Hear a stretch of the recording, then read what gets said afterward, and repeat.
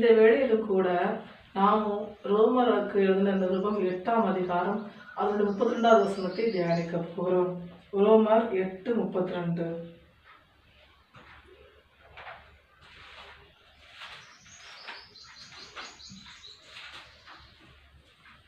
தம்முடைய சொந்த குமாரன் என்றும் பாராமல் நாம் எல்லாருக்காகவும் அவரை ஒப்பு கொடுத்தவர் அவரோடு கூட மற்ற எல்லாவற்றையும் நமக்கு அருளாதிருப்பது எப்படி என்று சொல்லப்பட்டிருக்கிறது.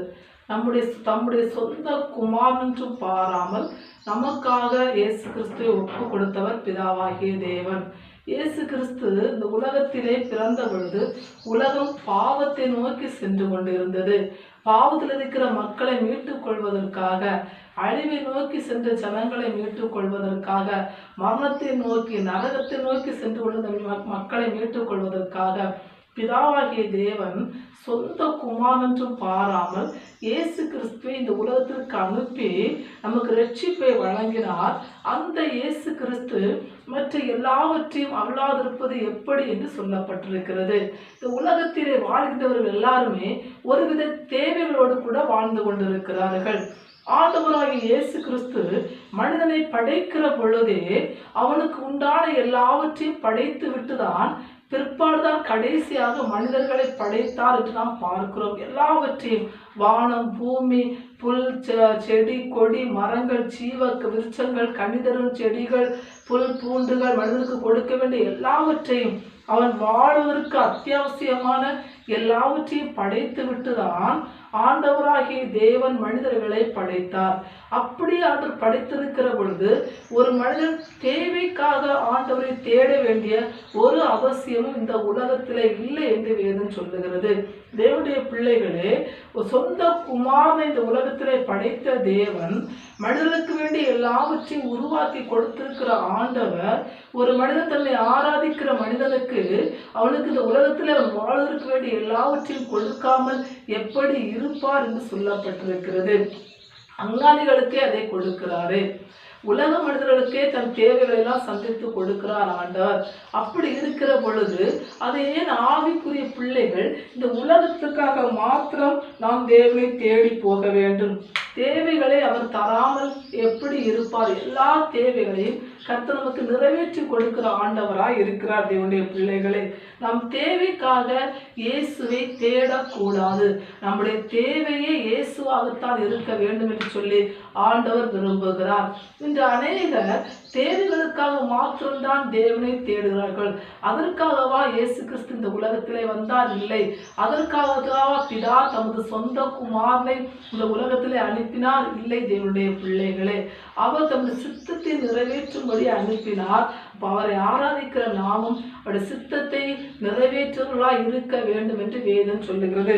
நாம் பார்ப்போம் என்றால் 1 கொரிந்தியர் 15:19 சொல்லப்பட்டிருக்கிறது, இன்மைக்காக மாத்திரம் நாம் தேவனை தேடுவர்களாய் இருப்போம் என்று சொன்னால் நாம் எல்லாரை பார்க்கிலும் பரிதவிக்கப்படத்தக்கவர்களாய் இருப்போம் என்று சொல்லப்பட்டிருக்கிறது. இன்மைக்காக, இந்த உலகத்தில் உள்ள எல்லா காரியங்களுக்காக ஒரு ஆண்டவருடைய பிள்ளை இந்த உலகத்தின் காரியங்களுக்காக மாத்திரம் இயேசுவை நான் தேடுவேன், அவரை ஆராதிப்பேன் என்று சொன்னார்.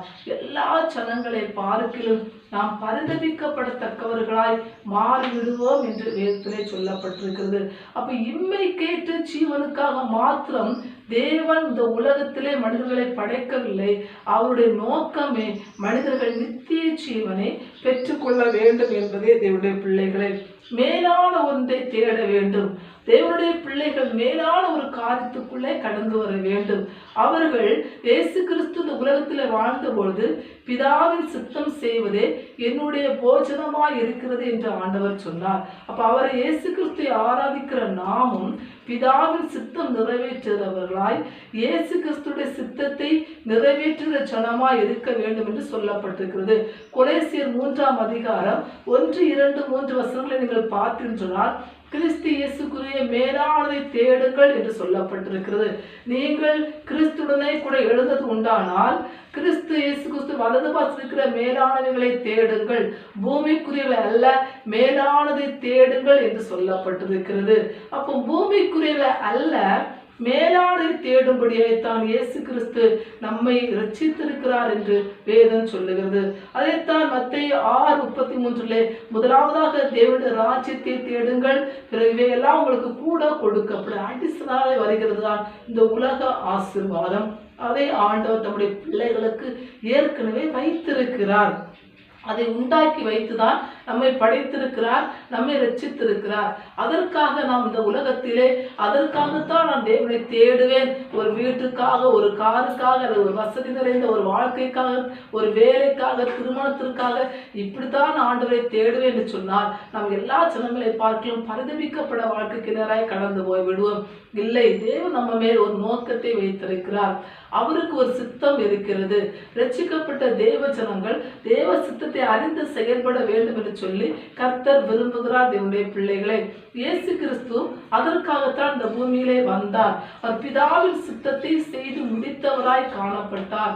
உலகத்திலே வந்த பொழுது அடிமைத்தனத்தின் முகத்தில் இருக்கிற ஜனங்களையும் அவர் ரட்சித்து கொண்டு வந்தார்.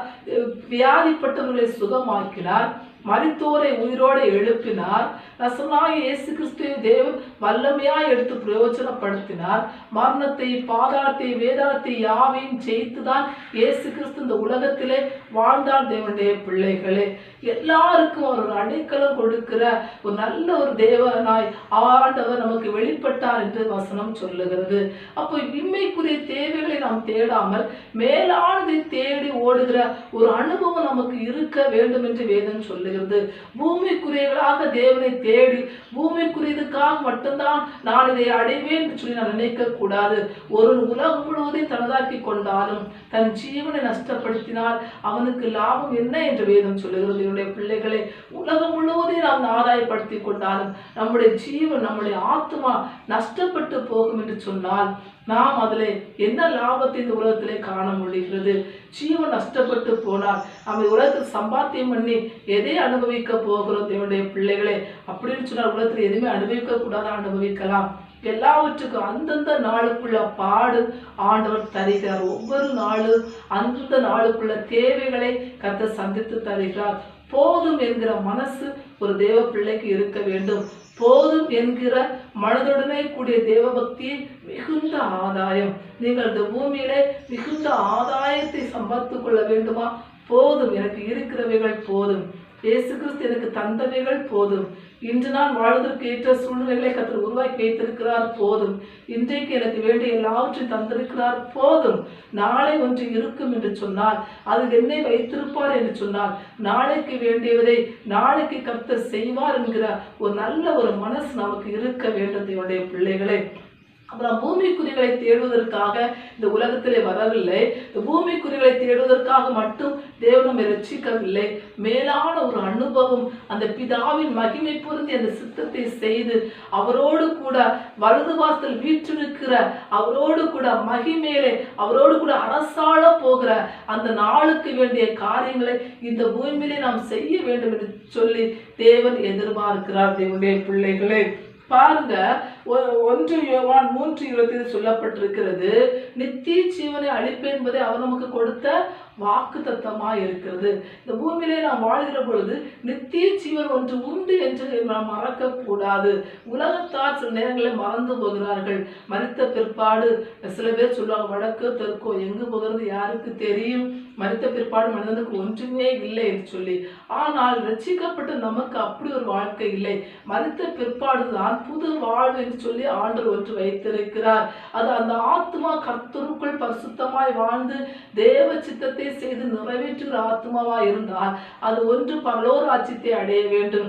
அங்கு தேவனோடு கூட வாழுகிற யுக யுகமாய் அவரோடு கூட வாழுகிற வாழ்க்கைக்கு நேராய் போகும்.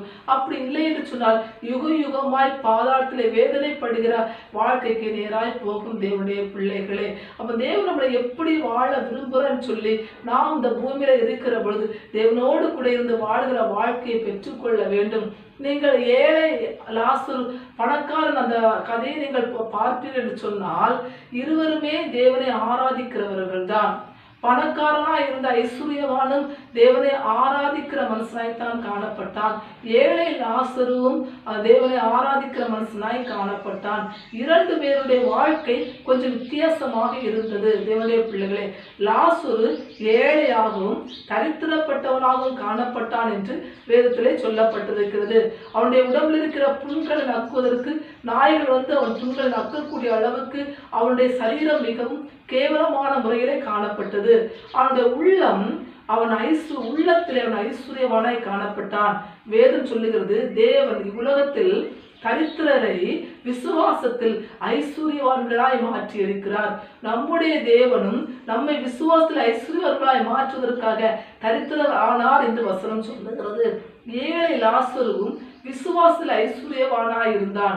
இன்று மரித்தால் நான் நித்திய ஜீவனை அடைவேன், என் பிதாவின் மடியில் போய் இருப்பேன், அங்கே நான் தேற்றப்படுவேன் என்று சொல்லி அவன் தேவனை ஒவ்வொரு நாளும் தனக்கு கிடைத்த ஆகாரத்தை சாப்பிட்டு அந்த புழுதியிலே வாழ்ந்து கொண்டிருந்தான் ஏழை லாசர்.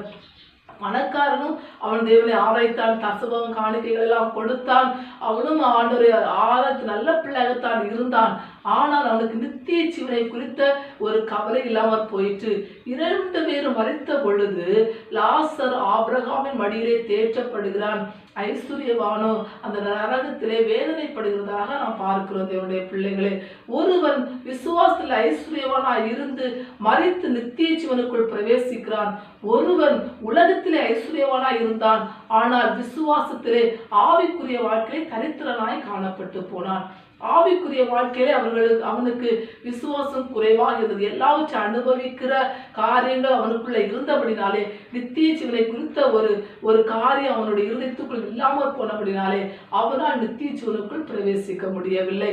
ஆனால் லாசருக்குள் அந்த தரித்திரத்திலும் அந்த விசுவாசம் ஐஸ்வர்யமாய் காணப்பட்டபடினாலே அவன் ஆபிரகாம் மடியில் வைத்து தேற்றப்பட்டான் என்று சொல்லி நாம் பார்க்கிறோம்.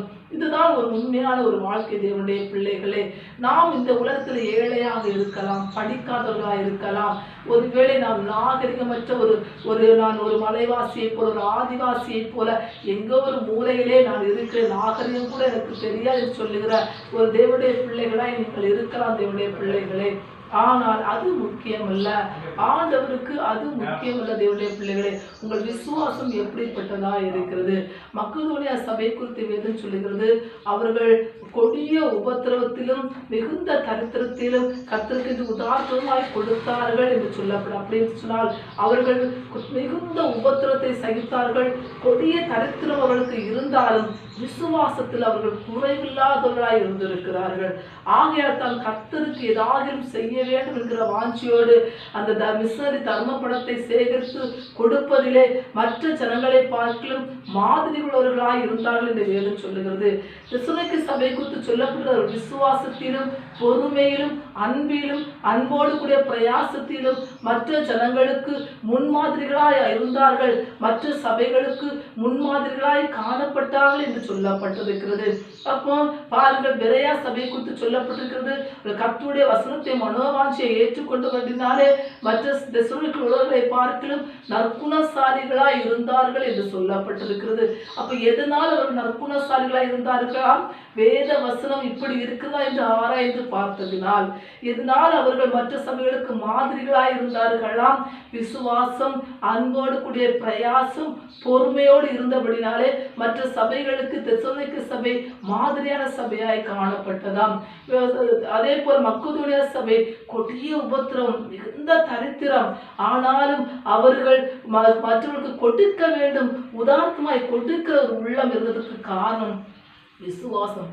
தேவ சித்தம் என்னது என்பதை அவர்கள் அறிந்து செயல்பட்டார்கள். நீங்க ஆதி அப்போஸ்தலர் நாட்கள் நடந்தவர்களை பார்ப்பது சொன்னால் குறைவாய் இருந்திருக்கிறார்கள். பாருங்கள், வெள்ளாட்டு தோலை போர்த்தி கொண்டு மலைகளிலும் கெபிகளிலும் காடுகளிலும் வாழ்ந்தார்கள் என்று வேதம் சொல்கிறது. ஆனால் எங்கும் போய் சுற்றி திரிந்து இயேசு கிறிஸ்துவை பிரசங்கித்து தேவனுடைய வல்லமை தங்கள் மூலமாய் வெளிப்படுத்தினார்கள் என்று சொல்லப்பட்டிருக்கிறது. தேவனுடைய பிள்ளைகளே, அநேக வருஷங்களுக்கு முன்பதாக ஒரு பரிசுத்தவான் இந்த உலகத்திலே வாழ்ந்தார். தேவனுடைய பிள்ளைகளே, பல நூற்றாண்டுகளுக்கு முன்பதாக அவர் ஒரு செல்வந்தான ஒரு குடும்பத்தில் பிறந்தவர் தான். ஆனால் அவர் இயேசு கிறிஸ்துவின் வசனத்தின் மூலம் ஈர்க்கப்பட்டவராய் தொழுநோயாளிகள் மத்தியிலே ஊழியம் செய்வதற்கு காட்டு பகுதிக்கு சென்றார். ஏனென்றால் தொழுநோயாளிகளை காட்டு பகுதியில் வைப்பார்கள். அங்கே சென்று அவருடைய புண்களை துடைத்து அவர்களுக்கு மருந்து வைத்து காயங்களை கட்டி அவர்களுக்கு ஆகாரம் கொடுத்து அவர்களை போஷித்து அவர்களை காப்பாற்றி கொண்டு வந்தார். அவரால் எல்லாரும் குணமாக்கப்பட்டு வீடு திரும்பிக் கொண்டே இருந்தார்கள். ஒவ்வொருவராய் குணமாக்கப்பட்டார்கள். எல்லாருமே வீடு திரும்பி விட்டார்கள். கடைசியாக இந்த பரிசுத்த மனிதனுக்கு அதே தொழுநோய் அவரை தொற்றி கொண்டது. அவருக்கு உதவி செய்வதற்கு ஒருவருமே இல்லை. ஒரு நாய் மட்டும் அது காலையிலும் சாயங்காலம் வந்து அவருக்கு அந்த புண்களை எல்லாம் துடைத்து அவரை அப்படி ஆற்றி தேற்றி விட்டு அது ஒரு நாய் மட்டும்தான் அவருக்கு நன்றியோடு கூட கடைசி வரைக்கும் இருந்திருக்கிறது. செல்வந்தரான வீட்டில் பிறந்தவர் குடும்பம் அவரை கைவிட்டு விட்டது, இப்படியாக சென்று விட்டானே என்று சொல்லி. ஆனால் அவரோ கர்த்தருடைய ஊழியத்தை எளிமையான முறையில் அங்கே செய்திருக்கிறார்.